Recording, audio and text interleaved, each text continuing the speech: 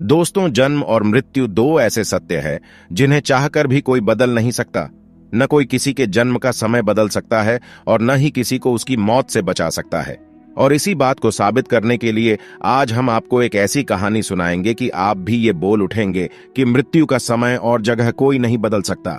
दरअसल एक बार भगवान विष्णु गरुड़ पर बैठे शिव जी से मिलने जा रहे थे। कैलाश पहुंचकर विष्णु जी भगवान शिव से मिलने चले गए और गरुड़ को द्वार पर ही रुकने को बोलने गए। अपने स्वामी की बात मानकर गरुड़ देव द्वार पर ही रुक गए।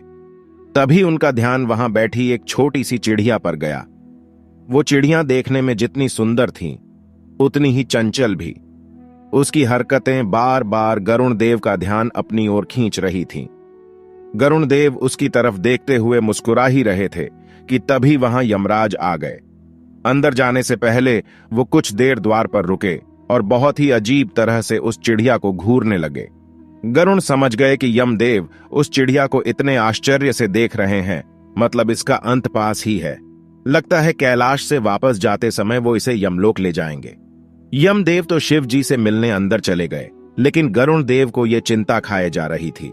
उन्हें चिड़िया की मासूमता पर दया आ गई और उसकी जान बचाने के लिए उन्होंने उसे अपने पंजों में दबाया और कैलाश से हजारों मीलों दूर जंगल में एक चट्टान के ऊपर छोड़ दिया। अब मन ही मन वो इस बात से बहुत खुश हो रहे थे कि अब इस प्यारी सी चिड़िया की जान बच जाएगी। गरुड़ देव वापस आए तो देखा यमराज कैलाश से वापस जा रहे हैं।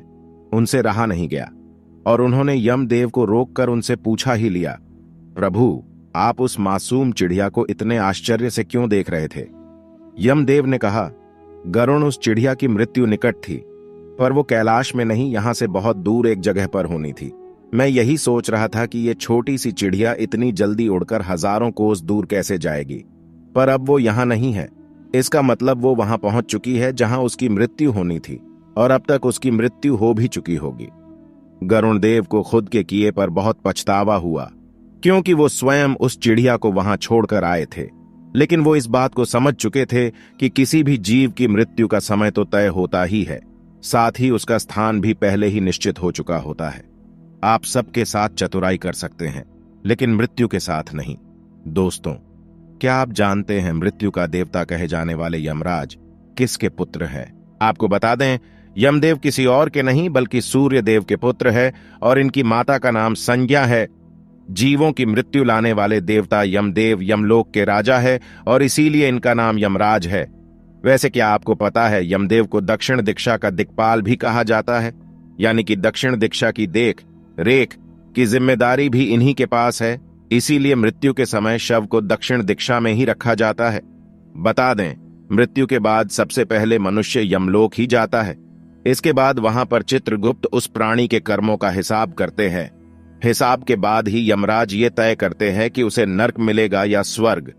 आपको बता दें, यमपुरी 1000 योजन तक में फैली हुई है और इसके 4 द्वार है। यमराज के पास ब्रह्मा जी से मिला काल दंड नाम का बेहद शक्तिशाली अस्त्र है। कहा जाता है कि एक बार ये अस्त्र जिस पर छोड़ दिया जाए तो फिर दुश्मन को खत्म करके ही वापस आता है। यमराज ने एक बार ये अस्त्र रावण पर भी छोड़ना चाहा था, लेकिन तभी ब्रह्मा जी ने उन्हें यह कहकर रोक दिया था कि मैं रावण को वरदान दे चुका हूं। अगर रावण की मृत्यु हो जाती है तो मेरी बात झूठी साबित हो जाएगी, इसलिए आप इस अस्त्र का इस्तेमाल रावण पर ना करें। हिंदू ज्ञान पर इस वीडियो को देखने के लिए धन्यवाद और इस तरह के और वीडियो के लिए चैनल को सब्सक्राइब करें, वीडियो लाइक करें और अपने परिवार के साथ शेयर करें। नमस्ते।